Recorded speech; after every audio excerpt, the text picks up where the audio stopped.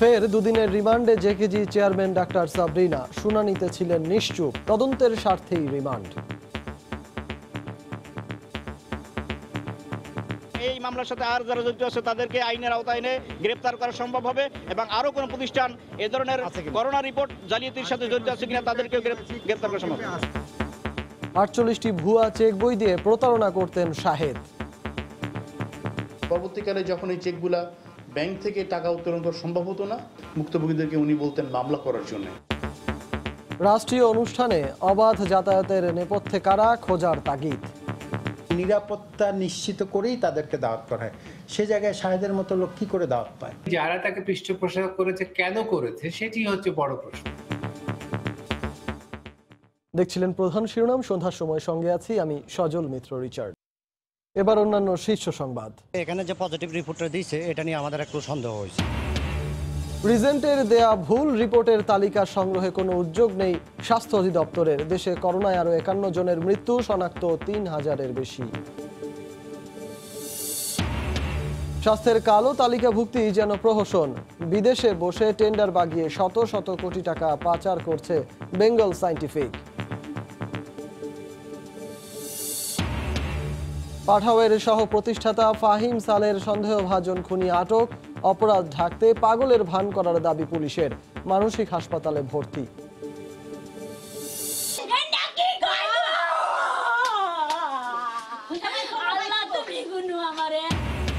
টাঙ্গাইলে বাড়িতেই 2 সন্তান সহ বাবা মায়ের গলা কাটা লাশ উদ্ধার। খুলনায় সংঘর্ষে 4 জনের মৃত্যুর পর থমথমে এলাকা। এবং চট্টগ্রামে পুলিশের সোর্সকে চোর মনে করায় মা বোনকে হয়রানি, অপমানে স্কুল ছাত্রের আত্মহত্যা, অভিযুক্ত এএসআই প্রত্যাহার।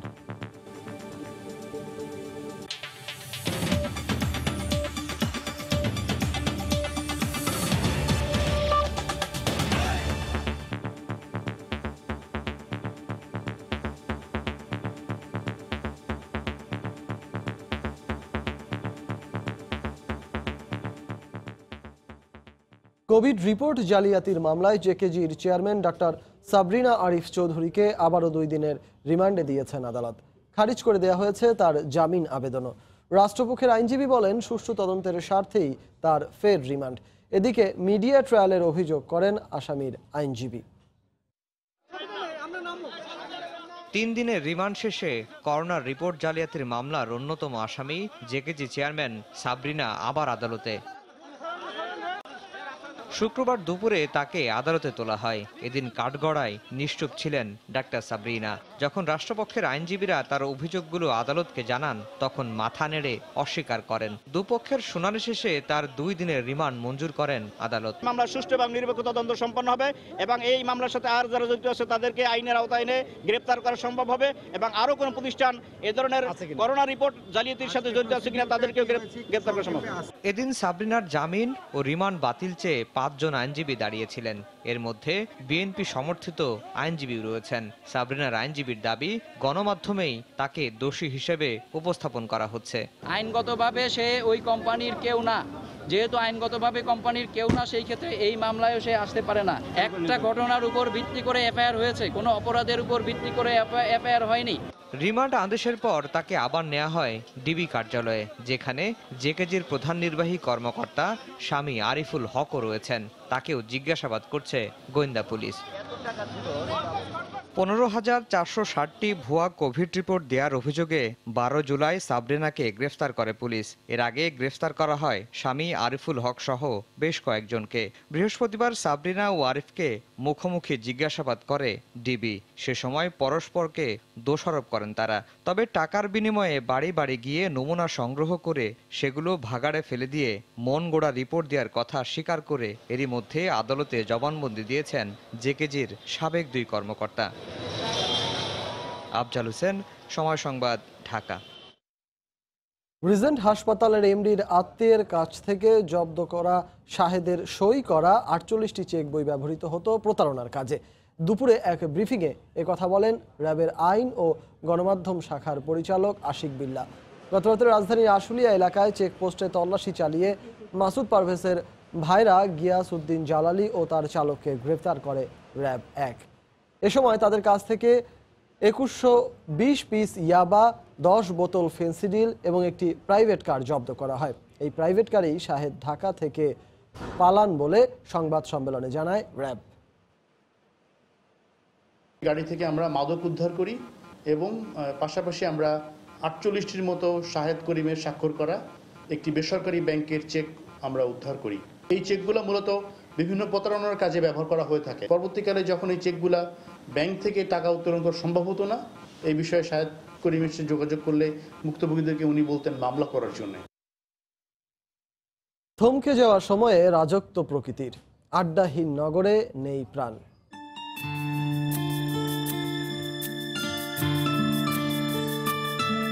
বন্ধুদের সাথে আড্ডা মিস করি, রিহার্সাল মিস করি। সামনাসামনি আড্ডার যে আবেদন, এটা আসলে কখনোই কমবে না।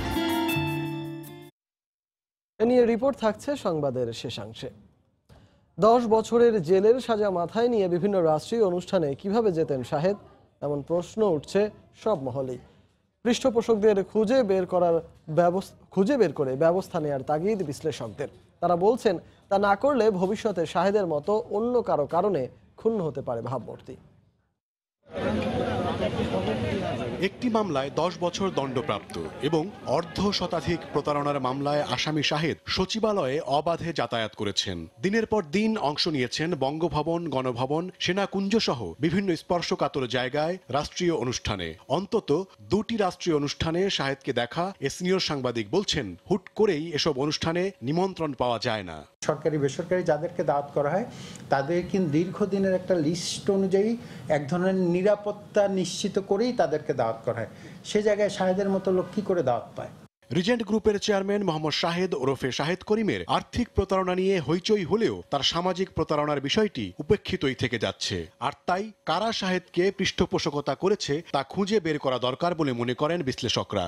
নিঃসন্দেহে যারা তাকে পৃষ্ঠপোষকতা করেছে, কেন করেছে, সেটি হচ্ছে বড় প্রশ্ন। যে আপনি আমি বা যে কোনো মানুষ তো পৃষ্ঠপোষকতা চাইলেই তো আর পৃষ্ঠপোষকতা পাইতে পারে না। তো সেক্ষেত্রে নিশ্চয়ই সেখানে একটা তার কানেকশনকে সে ব্যবহার করেছে, সেটি সে কিভাবে করলো এই বিষয়টা তদন্ত করে দেখা দরকার। কিসের ফাঁক দিয়ে ঢুকলো, এই ফাঁকগুলো যদি না বন্ধ করতে পারি তাহলে বড় ধরনের ক্ষতির সম্মুখীন আমাদের হতেই হবে। আমি ফিজিক্যাল সিকিউরিটির খুব বেশি সমস্যা দেখছি না, তো সমস্যা হচ্ছে ভাবমূর্তির সমস্যা। গত 15ই জুলাই সাতক্ষীরার দেবহাটা সীমান্ত থেকে গ্রেপ্তার হন শাহেদ। র্যাব জানিয়েছে এ সময় তিনি পার্শ্ববর্তী দেশে পালিয়ে যাওয়ার চেষ্টা করছিলেন। ওমর ফারুক, সময় সংবাদ, ঢাকা। স্বাস্থ্যের কালো তালিকাভুক্তি যেন প্রহসন। সিলগালা করার পরও দেশের বিভিন্ন সরকারি হাসপাতালে যন্ত্রপাতি সরবরাহের নামে একের পর এক পুকুর চুরি করে যাচ্ছে Bengal scientific and surgical company. বিদেশে বসেই সিন্ডিকেট করে টেন্ডার বাগিয়ে নিচ্ছে জাহিরুদ্দিন সরকার ও তাদের পরিবারের 3 ঠিকাদারি প্রতিষ্ঠান। এরই মধ্যে পাচার করেছে শত শত কোটি টাকা। সেলিয়া সুলতানার রিপোর্ট। কালো তালিকাভুক্ত Bengal scientific and surgical company সিলগালা করলেও ফ্ল্যাটটি পরিবর্তন করে পাশের ফ্ল্যাটেই এখনো কাজ চলছে জোরে সোরেই। সিলগালা দরজাটির অপর পাশে এখন অন্য একটি কোম্পানি। তারা জানান 6 মাস আগে জিনিসপত্র সরিয়ে পাশের ফ্ল্যাটে অফিস শুরু করেন তারা। 2-3 দিন পরপরই তারা দরজা খোলেন। হংকংয়ে পারভেন কোম্পানি লিমিটেড নামে আরও একটি প্রতিষ্ঠান রয়েছে জাহিরুদ্দিন সরকারের। সিরাজগঞ্জ শহীদ এম মনসুর আলী মেডিকেল কলেজের কেনাকাটায় স্বাস্থ্য অধিদপ্তরের অর্থ ছাড় দেয়া 132 কোটি টাকার ঠিকাদারি পাওয়া বেঙ্গল সায়েন্টিফিক কোম্পানি কোনো যন্ত্রপাতি সরবরাহ না করেই 30 কোটি টাকা পাচার করেছেন হংকংয়ে। এছাড়া দুদকের অনুসন্ধানে পাওয়া যায় 25% সম্পূরক শুল্ক দেওয়ার কথা থাকলেও সরকারি যন্ত্রপাতির কথা জানিয়ে শুল্ক দিয়েছেন মাত্র 1%। এই নিয়ে কথা বলতে চাইলে সময় সংবাদের সাথে কথা বলতে রাজি হননি হাসপাতালের প্রকল্প পরিচালক। যারা ক্রয় প্রক্রিয়ার সাথে থাকেন তারা আসলে দায়ী। চিকিৎসা শুধুমাত্র চিকিৎসক নয়, চিকিৎসা হচ্ছে টোটাল ব্যবস্থাপনা, অ্যাকাউন্টেবিলিটি, ট্রান্সপারেন্সি। এগুলো যদি আমরা বাস্তবায়ন করতে না পারি, কাঙ্ক্ষিত যে জায়গাটা, সেই জায়গাটা আপনারা পৌঁছতে পারবেন না। শুধু তাই নয়, রংপুর মেডিকেলের 2018 সালের যন্ত্রপাতি কেনাকাটায় বেঙ্গল সায়েন্টিফিকের জাহেরউদ্দিন সরকার অংশ নেন, সাথে আরও 3 প্রতিষ্ঠান অংশ নেন। এর মধ্যে মার্কেন্টাইল ট্রেড ইন্টারন্যাশনালের মালিক জাহেরউদ্দিনের বাবা যথাক্রমে আব্দুস সাত্তার সরকার ও ছেলে আহসান হাবিবের নামে, এবং ইউনিভার্সাল ট্রেড কর্পোরেশনের মালিক আসাদুর রহমান, যিনি জাহেরউদ্দিন সরকারের ভগ্নিপতি। পরিচয় গোপন করে পরস্পর যোগসাজশে সিন্ডিকেট করে সাজানো দরপত্র দাখিল করেন তারা, কিন্তু শর্ত অনুযায়ী যন্ত্রপাতি সরবরাহ না করে অপ্রয়োজনীয় ও নিম্নমানের ব্যবহার অনুপযোগী যন্ত্রপাতি সরবরাহ করে 4 কোটি টাকা হাতিয়ে নেন। একইভাবে এই syndicate Satkhira medical, Rangpur medical, Chattogram general হাসপাতালে অন্তত 1.5 কোটি টাকা আত্মসাৎ করে। একটা হচ্ছে হেলথ মিনিস্ট্রি, একটা ফাইন্যান্স। এই ফাইন্যান্স মিনিস্ট্রিতে কবে টাকা দিচ্ছে এটাকে, আর হেলথ থেকে তার কাছ থেকে এই টাকাগুলো যায় এবং তার দিক থেকে এই যে এরই মধ্যে বেঙ্গল সায়েন্টিফিকের জাহেরউদ্দিনের নামে মামলা হলেও তার বাড়িতে গিয়ে জানা যায় গত কয়েক বছর তিনি আছেন দেশের বাইরে। কাগজপত্র বলছে তার অবর্তমানেই চলছে সব কার্যক্রম।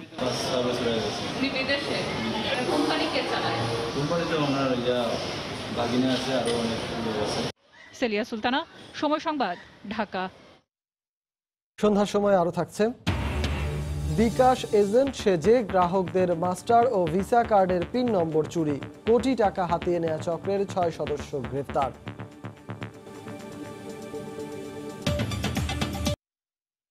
রিজেন্ট হাসপাতালের হাজার হাজার ভুয়া কোভিড রিপোর্টের তালিকা সংগ্রহে কোনো উদ্যোগই নেই স্বাস্থ্য অধিদপ্তরের। ভুক্তভোগীদের এগিয়ে আসার আহ্বান জানালেন অতিরিক্ত মহাপরিচালক। আর বিশেষজ্ঞরা বলছেন আরও সংক্রমণ ঠেকাতে দ্রুত ভুক্তভোগীদের পরীক্ষা করানো প্রয়োজন। মার্জিয়া মুমুর রিপোর্ট। যেখানে বিনামূল্যে পরীক্ষা করানোর কথা সেখানে নেওয়া হয় ৩,৫০০ টাকা। এখন জানা গেল সে রিপোর্ট ছিল ভুয়া। রিজেন্ট হাসপাতালের প্রতারণার কথা বলছিলেন ভুক্তভোগী রোকন। আমার ছোট ভাইয়ের করোনার রিজেন্ট হাসপাতাল থেকে পরীক্ষা করানো হয়েছে। এখানে যে পজিটিভ রিপোর্টটা দিয়েছে এটা নিয়ে আমাদের একটু সন্দেহ হয়েছে। তখন পরের দিন আমরা পিজিতে যখন পরীক্ষার রিপোর্ট আবার পরীক্ষা করানো হয় তখন ওইখান থেকে নেগেটিভ রিপোর্ট আসে। করোনা চিকিৎসায় প্রতারণা নিয়ে মুখ খুলছেন এলাকাবাসীও। যারা জানে না, যারা হয়তো সেই হাসপাতাল ঢুকে এর সম্বন্ধে জানে না, ঢোকার পর তারা প্রতারণার শিকার হয়। রিজেন্ট হাসপাতালে অভিযানে 10,000-এরও বেশি ভুয়া কোভিড রিপোর্ট দেওয়ার প্রমাণ মিলেছে। এসব রিপোর্টের কারণে হাজার হাজার মানুষের জীবন ঝুঁকিতে পড়েছে, বেড়েছে সামাজিক সংক্রমণও। যারা ভুক্তভোগী তাদের আসলে শারীরিকভাবে এবং প্রয়োজনীয় ক্ষেত্রে আমাদের ল্যাবরেটরি পরীক্ষার মাধ্যমে মূল্যায়ন হওয়া দরকার। এই অবস্থায় স্বাস্থ্য অধিদপ্তর জানালো ভুক্তভোগীদের তালিকা এখনো হাতে আসেনি তাদের। পেলেই তাদের নতুন করে পরীক্ষার উদ্যোগ নেওয়া হবে। যারা প্রতারিত হয়েছেন অবশ্যই তারা পরীক্ষা করতে চাইলে আমাদের তো সবসময় পরীক্ষা উন্মুক্ত। ভুয়া কাগজগুলো আমাদের হস্তগত হওয়া দরকার। তালিকার মধ্যে যদি আমরা দেখি যে পরীক্ষা করার যে ক্রাইটেরিয়া সেটার মধ্যে পড়েন তাহলে অবশ্যই পরীক্ষা হবে। পাশাপাশি রিজেন্টের প্রতারকদের কঠোর শাস্তি চাইলেন স্বাস্থ্য অধিদপ্তরের অতিরিক্ত মহাপরিচালক। মার্জিয়া মুমু, সময় সংবাদ, ঢাকা। দেশে করোনায় 51 জনের মৃত্যু হয়েছে। প্রায় 13,500 নমুনা পরীক্ষায় শনাক্ত হয়েছেন 3,034 জন। নমুনা পরীক্ষা অনুযায়ী শনাক্তের হার 22.54%। করোনার সবশেষ পরিস্থিতি নিয়ে স্বাস্থ্য অধিদপ্তরের বুলেটিন বিশ্লেষণ করেছেন সহকর্মী তোহা খান তামিম। স্বাগত জানাচ্ছি করোনা সংক্রান্ত সরকারের স্বাস্থ্য বুলেটিন নিয়ে সময় সংবাদের নিয়মিত আয়োজন 24 ঘন্টায় করোনায়। শুরুতেই জানিয়ে দেব গেল 24 ঘন্টার সর্বশেষ চিত্র। আমরা গেল 24 ঘন্টার সর্বশেষ চিত্রের দিকে যদি তাকাই তাহলে দেখতে পাচ্ছি আজকে মোট নমুনা পরীক্ষা হয়েছে 13,460টি এবং এ থেকে আক্রান্ত হয়েছে নতুন করে 3,034 জন। আমরা দেখতে পাচ্ছি যে গত কয়েকদিনের তুলনায় যে হারে মৃত্যুবরণ করছিলেন আজকে একটু বেশি মৃত্যুবরণ করেছেন সংখ্যার দিক থেকে, যদিও এটি একদিনে সর্বোচ্চ নয়। আজকে মৃত্যুবরণ করেছেন 51 জন। আমরা গত 7 দিনের সংক্রমণের হারের দিকে যদি তাকাই তাহলে আমরা দেখতে পাচ্ছি যে 24 কিংবা 25 এর মধ্যেই কিন্তু গত কয়েকদিনের থেকে ওঠানামা করছিল। আজকে একটু কম হারের লক্ষ্য করছি আমরা, 22.54%। আজকে মারা গিয়েছেন 51 জন এবং 51 জনের মধ্যে আজকে পুরুষ রয়েছেন 40 জন, নারী রয়েছেন 11 জন। 11 থেকে 40-এর মধ্যে মারা গিয়েছেন 4 জন, 41 থেকে 50-এর মধ্যে মারা গিয়েছেন 7 জন, 51 থেকে 60-এর মধ্যে মারা গিয়েছেন 15 জন এবং 61 থেকে 90-এর মধ্যে মারা গিয়েছেন 25 জন। বরাবরের মতো আমরা লক্ষ্য করছি যে 50 ঊর্ধ্ব কিংবা 60 ঊর্ধ্ব ব্যক্তিদের মধ্যে কিন্তু মৃতের যে হার সেটি আসলে বেশি। এ পর্যন্ত মারা গিয়েছেন 2547 জন এবং এটির হার হচ্ছে 1.28%। এবং সুস্থতা আমরা দেখতে পাচ্ছি যে মৃতের থেকে সুস্থতার হার কিন্তু অনেক বেশি। এ পর্যন্ত সুস্থ হয়েছেন 1,08,725 জন। স্বাস্থ্যবিধি সহ আরও অন্যান্য যে বিধিনিষেধ রয়েছে সেটি যদি আমরা আসলে মেনে চলি তাহলে এই যে করোনার যে ঊর্ধ্বকর্তির যে লাগাম সেটি টেনে ধরা সম্ভব। এই ছিল বুলেটিন বিশ্লেষণে। টাঙ্গাইলে একই পরিবারের 4 জনের গলাকাটা লাশ উদ্ধার করা হয়েছে। দরজার তালা ভেঙে ঘরের ভেতর থেকে স্বামী স্ত্রী ও 2 সন্তানের লাশ উদ্ধার করা হয়। পুলিশের ধারণা পূর্ব শত্রুতা অথবা ডাকাতির জেরে ঘটতে পারে এ হত্যাকাণ্ড।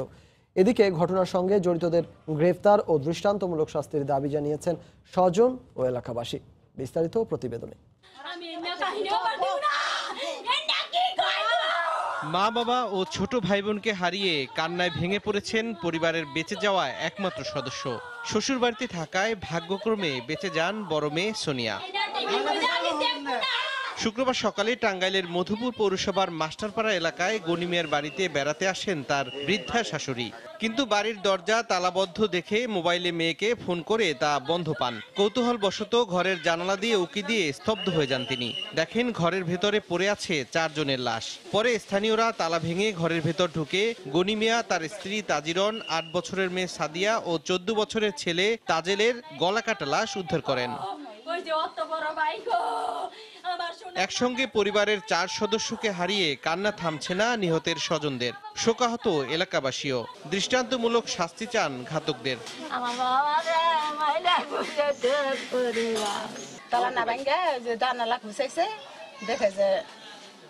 কে বা কাহারা এইভাবে নৃশংসভাবে হত্যা করছে আমরা কিছু আসলে জানি না। যেই করুক না কেন চূড়ান্তমূলক শাস্তি দাবি করছে। হত্যার কারণ নিয়ে এখনো স্পষ্ট ধারণা না পেলেও পূর্ব শত্রুতার জেরে হত্যাকাণ্ড হয়ে থাকতে পারে বলে ধারণা পুলিশের।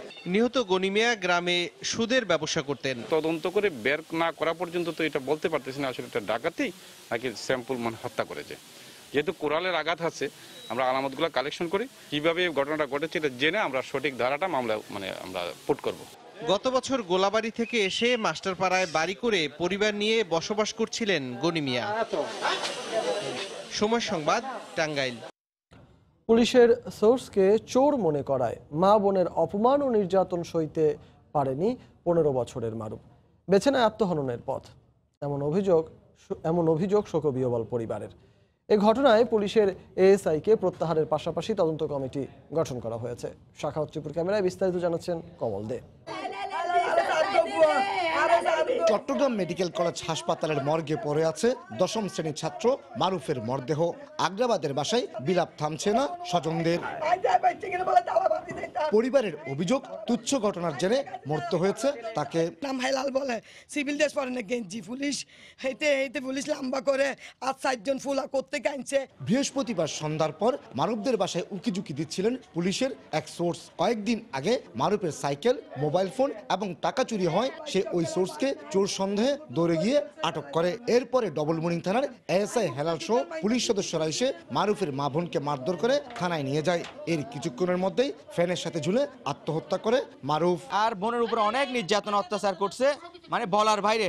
সে যদি ভালো ছেলে হয়ে থাকে তাহলে আমরা হেলাল উদ্দিনের উপযুক্ত শাস্তি চাই, এর ফাঁসি চাই। এই ঘটনায় অভিযুক্ত এএসআই হেলালকে প্রত্যাহারের পাশাপাশি ঘটনা অনুসন্ধানে পুলিশের পক্ষ থেকে একটি তদন্ত কমিটিও গঠন করা হয়েছে। তবে যদি এখানে পুলিশি কোনো হয়রানি হয়ে থাকে সংশ্লিষ্ট অফিসারের দ্বারা বা যদি কোনো ধরনের অনিয়ম হয়ে থাকে সংশ্লিষ্ট অফিসারের বিরুদ্ধে আইন সংশ্লিষ্ট বিধি অনুযায়ী কঠোর ব্যবস্থা নেওয়া হবে, এ ব্যাপারে কোনো সন্দেহ নেই। 4 ভাই বোনের মধ্যে মারুফ ছিল দ্বিতীয়। চাচার দোকানে চাকরি করার পাশাপাশি পড়ালেখা করছিল সে। নগরের টিএনটি কলোনির উচ্চ বিদ্যালয় থেকে এবার এসএসসি পরীক্ষা দেওয়ার কথা ছিল মারুফের। কমল দে, সময় সংবাদ, চট্টগ্রাম। বিকাশ এজেন্ট সেজে অভিনব কায়দায় প্রতারণা করে সাধারণ মানুষের কাছ থেকে কোটি টাকা হাতিয়ে নিচ্ছিল একটি চক্র। নানা প্রলোভনে গ্রাহকদের মাস্টার ও ভিসা কার্ডের পিন নাম্বার চুরি করা প্রতারক চক্রটির 6 সদস্যকে গ্রেফতার করা হয়। সিআইডি জানায়, রাজধানী সহ দেশের বিভিন্ন জায়গায় ছড়িয়ে থাকা এসব প্রতারক চক্রকে ধরতে অভিযান চালিয়ে যাচ্ছেন তারা। আমি বিকাশ অফিস থেকে ফোন করেছি আসাদুজ্জামান। আপনার অ্যাকাউন্টে যে বন্ধ আছে কার্ড নাম্বারটি বলুন, আমরা আপনার কার্ডটি অ্যাক্টিভ করে দিচ্ছি। এইভাবে পরিকল্পনা অনুযায়ী প্রথমে মোবাইলে ফোন করে মানুষকে তার বিকাশ অ্যাকাউন্টটি লেনদেনের জন্য অকার্যকর জানিয়ে চালুর প্রতিশ্রুতি দিয়ে কৌশলে জেনে নেওয়া হয় পিন নম্বর। এরপর ভিসা কিংবা মাস্টার কার্ড ঠিক করে দেয়া আর ইনস্ট্যান্ট নগদ পুরস্কারের প্রলোভন দেখিয়ে হাতিয়ে নেওয়া হয় কার্ডের গোপন তথ্য। গেল 3 মাসে রাজধানী ও আশপাশের জেলাগুলোর অসংখ্য মানুষের কাছ থেকে কোটি টাকা হাতিয়ে নেয় প্রতারক চক্রটি। অনেকে ব্যাংকে যেতে পারে না, তার জন্য আর কি আমরা এই সুযোগটা ব্যবহার করছি। এটার পিছনে আরো বড় বড় সিন্ডিকেট আছে। হ্যাকিং করে টাকাটা আইনা সাথে সাথে টাকাটা ক্যাশ করার জন্য, ট্রান্সফার করার জন্য শাহাবুলটা দেয়, শাহাবুল থেকে সজীবকে দেয়, সজীব থেকে আমারে দেয়, আর আমারে ওরা ঢাকা পাঠিয়েছে বিভিন্ন দোকান থেকে ক্যাশ আউট করে দিতে। অবশেষে সিআইডির অভিযানে ধরা পড়ে পেশাদার প্রতারক চক্রটির 6 সদস্য। 9টা থেকে 5টা 8 ঘন্টা অন্যান্য অফিসের মতো এই সময়টা জুড়ে তারা রেগুলার প্রতারণা করে যাচ্ছে। প্রযুক্তি যেভাবে এগিয়ে যাচ্ছে, যারা প্রতারক চক্র তারাও প্রযুক্তিকে অবলম্বন করে মানুষকে প্রতারণার কাজটা তারা সেভাবে চালিয়ে যাচ্ছে। এই ধরনের প্রতারক চক্রের বিরুদ্ধে অভিযান অব্যাহত রাখার ঘোষণা দিয়েছে আইন প্রয়োগকারী সংস্থাটি। মার্জিয়া মুমু, সময় সংবাদ, ঢাকা। নামতার বাহাদুর। কিশোরগঞ্জের কোরবানির বাজারে সবার নজর এখন কৃষক আব্দুল বারিকের 1000 কেজি ওজনের বাহাদুরের দিকে। কিশোরগঞ্জ প্রতিনিধি নূর মোহাম্মদের তথ্য ও ছবিতে রিপোর্ট। 3.5 বছর আগে কিশোরগঞ্জের করিমগঞ্জ উপজেলার আমলিতলা বাদে শ্রীরামপুর গ্রামে আব্দুল বারিকের খামারে একটি ফ্রিজিয়ান জাতের গাভীর পেটে জন্ম নেয় ব্রাহ্মা জাতের এই ষাঁড়টি। নাম রাখা হয় বাহাদুর। খামারে তাকে ঘিরে সারাক্ষণ চালু রাখতে হয় বৈদ্যুতিক ফ্যান। নিয়ম করে শ্যাম্পু দিয়ে গোসল দিতে হয় দুবেলা। পরিবারের সবাই তার যেন বন্ধু। এটা আমার গাভীর গরু, অল্প বয়স 3.5 বছর বয়স হয়েছে, এই পর্যন্ত পালতাছি। আমার সন্তানের লাগানি আমি বড় করছি, আমার খুব কষ্টে আমি বিক্রি করে দিই। আব্দুল বারিকের সাথে বাহাদুরের গড়ে উঠেছে দারুণ সখ্যতা। বারিকের কথা মতো আচরণ করে বাহাদুর। বাহাদুরের ওজন দাঁড়িয়েছে 1000 কেজিতে। কুরবানির ঈদ সামনে, তাই কদর বেড়েছে বাহাদুরের। এত বড় গরু আমি আর এই এলাকায় কোনোদিন আর দেখি নাই। প্রাণী সম্পদ বিভাগের সহযোগিতায় উন্নত প্রজাতির দেশি ষাঁড় বাহাদুরকে সম্পূর্ণ প্রাকৃতিক উপায়ে লালন পালন করে কুরবানির জন্য প্রস্তুত করা হয়েছে। ব্রাহ্মা প্রজাতির গরু, এবং আমি আশা করতেছি এই বছর এই কুরবানিতে উনি ন্যায্য মূল্য পাবেন। বাহাদুরের দৈর্ঘ্য 8 ফুট 4 ইঞ্চি, উচ্চতা 5 ফুট 3 ইঞ্চি আর বুকের বেড় প্রায় 8 ফুট। তার দাম হাঁকা হচ্ছে 10 লাখ টাকা। তবে বিক্রির জন্য হাটে তোলা হবে না। সময় সংবাদ, কিশোরগঞ্জ।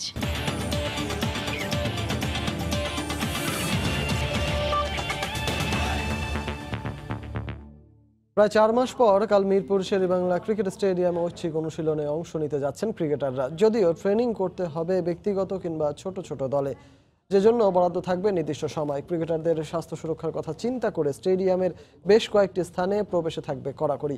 আপাতত ইনডোর কিংবা সেন্টার উইকেটে করা যাবে না অনুশীলন, তবে ক্রিকেটারদের জন্য উন্মুক্ত থাকবে একাডেমি মাঠ। শুধু মাঠে করা যাবে রানিং আর স্ট্রেচিং। এরই মধ্যে অনুশীলনে আগ্রহী ক্রিকেটারদের তালিকাও জমা পড়েছে বোর্ডে।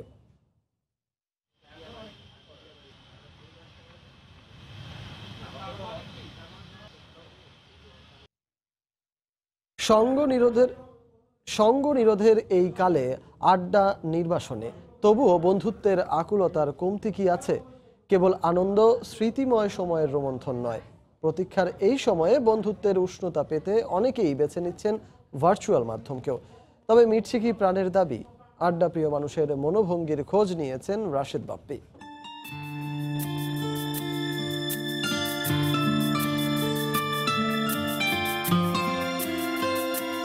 রাজত্বটা আজ শুধুই প্রকৃতির, সর্বত্র সৌন্দর্যের সমারোহ, লাবণ্যের প্রাচুর্য। তবে প্রজাবিহীন প্রকৃতির এই সাম্রাজ্যে কোথায় যেন একটু অপূর্ণতা, অতৃপ্তি, নিঃসঙ্গতা। মহামারী করোনা প্রকৃতিকে দিয়েছে দুহাত ভরে, তেমনি কেড়েও নিয়েছে। শূন্য ক্যাম্পাস, শূন্য বটতলা, ছবির হাট, মধুর ক্যান্টিন, ফাঁকা টিএসসির করিডোর। নেই চিরচেনা কোলাহল, বন্ধুত্বের আবদার, খুনসুটি। বন্ধুদের সাথে আড্ডা মিস করি, রিহার্সাল মিস করি। আবার সেই ক্যাম্পাসে ফিরে যাব, বন্ধুদের সাথে আড্ডা দিব, আবার সেই আগের মতো ফ্রিলি ঘুরতে পারবো। একসময়ের জমজমাট আড্ডার কেন্দ্রস্থল ডুবছে বিষণ্ণতায়। নেই পুরনো জৌলুস, সেখানে আজ পা পড়ে না নতুন কিংবা পুরনো কারুই। তবে গান, কবিতা আর বাগবিতণ্ডায় দিনের অনেকটা সময় মেতে থাকা নতুন প্রজন্মের আড্ডাস্থলগুলোতেও আজ হাহাকার, শূন্যতা। কোনো না কোনোভাবে কানেক্টেড ছিলাম, ফেসবুক, হোয়াটসঅ্যাপ, হোয়াটএভার, কিন্তু সামনাসামনি আড্ডার যে একটা আবেদন, এটা আসলে কখনোই কমবে না। আড্ডাতে শুধু হাসি ঠাট্টা হয় না, শুধু খারাপ বিষয়গুলি আসে না, আমাদের মতামতগুলো প্রকাশ করি। হৃদয়পুরের স্পন্দন অনুভব করার পূর্ণময় সময় তো এখনই। আজকের এই দূরত্ব হোক আগামীতে প্রবল করে কাছে আসার বড় উপলক্ষ। মানুষ তার সম্মিলিত শক্তিতে এই দুর্যোগ দুঃসময়কে একদিন পরাস্ত করবে ঠিকই। সেদিন নানা বয়সী মানুষের পদচারণায় মুখর হবে আড্ডাস্থল। চায়ের কাপে ঝড় উঠবে আলোচনার, শূন্য প্রকৃতি পূর্ণতা পাবে প্রাণের উচ্ছ্বাসে। রাশেদ বাপ্পি, সময় সংবাদ, ঢাকা। এ পর্যায়ে শীর্ষ সংবাদ জানিয়ে দিচ্ছি আরেকবার।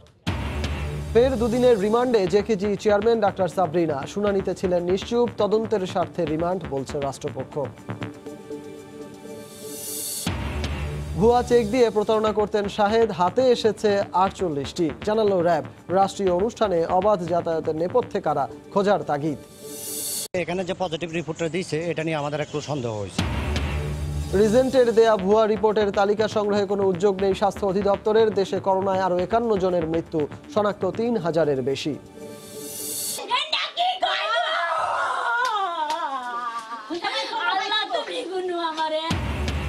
টাঙ্গাইলে বাড়িতেই 2 সন্তান সহ বাবা মায়ের গলাকাটা লাশ উদ্ধার। খুলনায় সংঘর্ষে 4 জনের মৃত্যুর পর থমথমে এলাকা। এবং পাঠাওয়ের সহ প্রতিষ্ঠাতা ফাহিম সালের সন্দেহভাজন খুনি আটক। অপরাধ ঢাকতে পাগলের ভান করার দাবি পুলিশের, মানসিক হাসপাতালে ভর্তি। এই ছিল সন্ধ্যার সময়ে। আপনার মোবাইলে সময় সংবাদ দেখতে ও সব খবর পেতে ডাউনলোড করুন সময় অ্যাপ, আর সঙ্গে থাকুন সময়ের।